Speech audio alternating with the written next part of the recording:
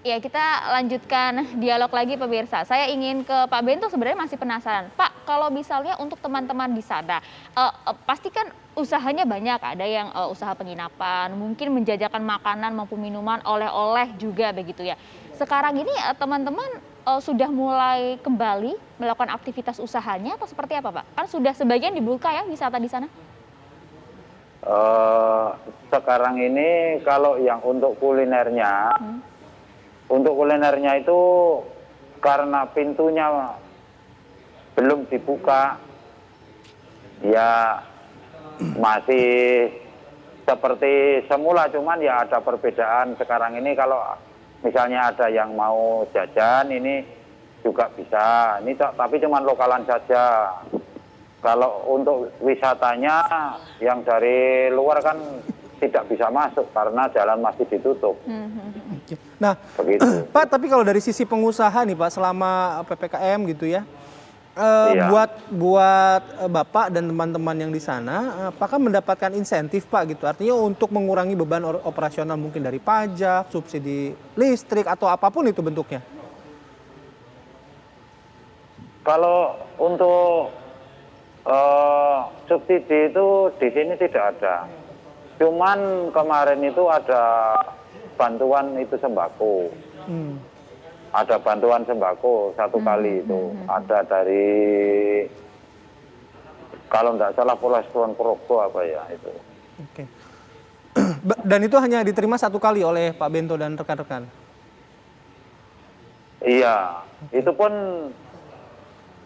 yang menerima tidak semuanya karena tidak mencukupi. Dan juga ada itu dari Basnas juga ada bantuan itu sembako juga. Oke. Kalau ke Dari Bu Basnas. ya, kalau Bu Wantika sama Pak Suyono saya juga ingin tanyakan hal yang sama ke Bu Wantika dulu.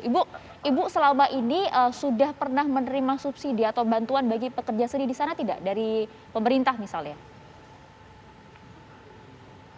Pernah cuma satu kali sembako itu. Kapan Tapi itu, itu Bu? ada belum merata. Kapan itu, Bu?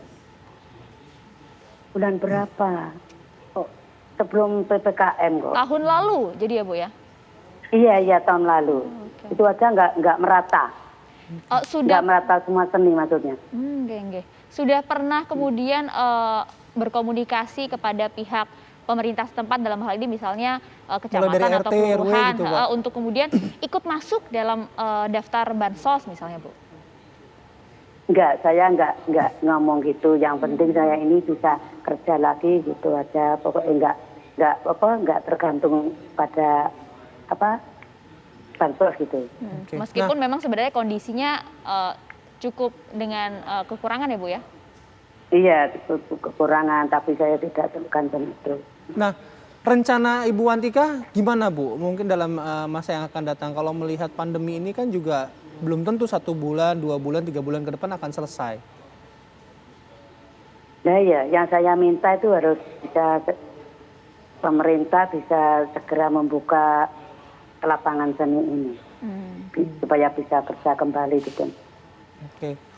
Itu harapannya gitu. Nah, saya ke Pak Suyono mungkin juga punya harapan yang sama gitu. Tapi mungkin Pak Suyono sudah ada bayangan belum Pak? Bapak mau ngapain nih Pak sebulan, 2 bulan, 3 bulan ke depan kalau misalnya pandemi masih berlangsung, pembatasan juga masih diberlakukan Pak? Ya bagaimana ya Mas? Masalah saya kelanjutannya ya tidak bisa ngomong. Penghasilan saya ya menggantungkan dari seni ini, ya gimana ya? Apa kita harus gulung tikar, rumah satu aja saya jual, kan nggak seperti itu. Saya sudah tua, nggak bisa seperti anak-anak muda, teman-teman yang baru muncul generasi saya. Bantuan pun, Mbak, saya kemarin itu hanya dikasih sembako beras 5 kilogram yang diantar oleh Bapak Bapenda setempat. Untuk lain-lainnya sama sekali saya belum pernah mendapat bantuan, Mbak. Oke. Nah, Pak Suyono sendiri sudah pernah berpikir belum Pak untuk alih profesi? Kalau tadi Bapak kan bilang teman-temannya ada yang jualan nasi goreng, mencoba profesi Paling lain. tidak mencoba peruntungan lah Pak Nah, dengan kalau Pak Suyono profesi gimana lainnya. Pak? Ya nggak apa-apa ya, menggantungkan anak kan kerja, ya kerjanya ya gajiannya ya sebulan hanya 1 juta. Terus untuk makan sekeluarga gimana? Biaya listrik Mbak, dulunya sebelum pandemi ini saya mendapat subsidi. Setelah pandemi malah dicabut subsidinya. Ini sungguh fakta Mbak. Oke, harapannya Pak Suyono terakhir, harapannya ke depan seperti apa? Monggo, mungkin pemerintah juga ada yang mendengar suara Pak Suyono hari ini. Satu, saya minta segera dilonggarkan untuk khusus wilayah Kabupaten Tuban. Yang kedua, mohon bapak-bapak, ibu-ibu yang menangani bansos, saya dibantu. Itu aja. Oke, baik, terima kasih banyak Pak Suyono, terima kasih juga Ibu Wantika dan juga Pak Bento atas suara-suaranya hari ini. Semoga pemerintah dan juga pihak-pihak lainnya mendengar ya bagaimanakah kondisi 1, 2, 3 contoh para pekerja seni kita di tengah PPKM ini. Karena memang sekali lagi buah si malakama lah ya, antara kesehatan maupun ekonomi bagi para pekerja seni ini. Dan yang 3 narasumber kami ini juga sebagai potret ya apa yang terjadi sebenarnya pada sektor seni dan juga pariwisata yang ada di Indonesia.